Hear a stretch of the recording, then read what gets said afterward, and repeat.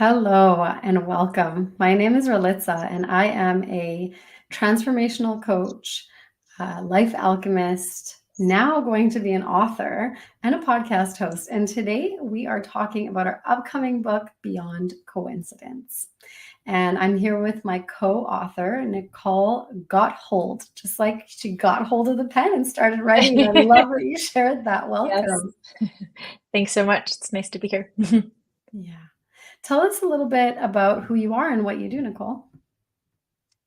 So I am who I am being, right? We just talked about that. We're a lot of things in our life, but ultimately, as a mom and a sister and friend and a widow and, a former military spouse, all of those things, inform a little bit who we have been Mhm. and part of what shapes who we can be.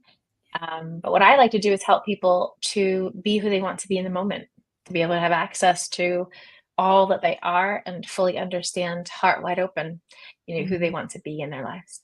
And I do that with breath work, with coaching, with energy work, but ultimately I'm igniting, the healer that you are of yourself. And Beautiful. that's what I love to experience. Beautiful. Yeah, teaching how to fish. Hmm. Beautiful. Absolutely. Yeah, Mhm. love that. And I'm really curious. We all have our own kind of journey to finding Crystal and this beautiful publishing company that she's created. Mhm. But why did you join the book? At the point that I found Crystal, I had still been struggling to tell my story. And not Mm. that I didn't know it or didn't know what it was certainly multifaceted, but it was a process I knew would challenge me to speak about the things that I didn't always speak about and to really find what I thought reflectively about my journey so far. Mm. And, I've learned that when everything in me is resisting something, just do it and walk away. If it's easy, and I did that. I said yes, and I said, "Oh my God, what did I just do? How am I going to do this? How am I going to speak my truth?"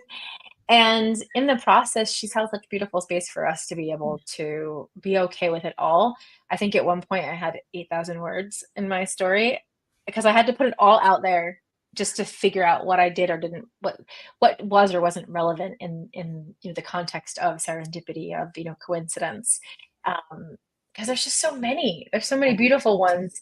Which ones weave together a story that would be, really helpful for the reader Yeah. at this point in the Yeah. context of all the other authors too. Absolutely. Yeah, that's Yeah. so beautiful. So, yeah, the reason, and it sounds like a lot of it was a calling for you, a calling into healing and, maybe guided a little bit by spirit to be ready to give that full permission. That's beautiful. Yeah. And what is your chapter about? So in terms of coincidence, really for me, it was understanding, that the serendipities have always been there. And the only difference between whether they were called out and requested in despair or called out in like magic and ways of creating my life was who Mhm. I was at the time that I was willing to listen. Mhm. Up until recently, I was really only willing to listen to those voices when they got really loud and it was really hard. Um, and it's in finding surrender and peace that has allowed me to listen to those voices when they're whispers Mm. and to be a co-creator with that guidance, right? To get to choose what would light me up most and be rewarded for being in that vibration or for doing your best to maintain that. Yeah. It's really been a huge difference in how I've not reacting to life, but living it and creating it. Mhm. Yes. Oh, that's Yeah. so gorgeous. Yes. That's like the entire healing space that we're in, and the I know. being Yeah. space, and the growing space, and the Yeah. evolving space. Yeah. Mhm. That's so beautiful. Thank you for sharing that. And Mhm. when you think about the reader and being engaged in your chapter, what are you really hoping that they get out of it? What's your intention for the reader?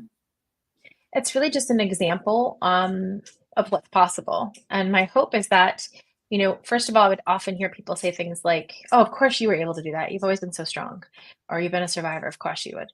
But honestly, that masculine energy was the opposite of what helped me really be able to do this. It was the vulnerability, the mistakes, the acceptance of the very human me that actually made the difference. And so I really wanted to dispel, oftentimes when coaches or people who've transformed come and they share their wisdom, there's this, "Oh my goodness, look what they've done, look who they are," but they don't see the version of you that was exactly like where most of them might be.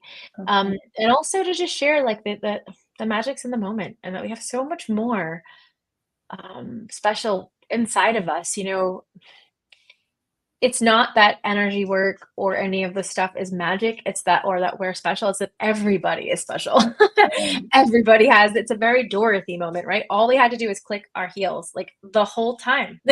Yeah. And that's the part that makes me wanna share it. It's not, yeah, it's been a really beautiful story so far, and to where I've come, but actually just that hope because, I see so many wonderful people not seeing themselves, Mhm. and many of them in spaces that we need, first responders, healers, doctors, nurses that are burning out.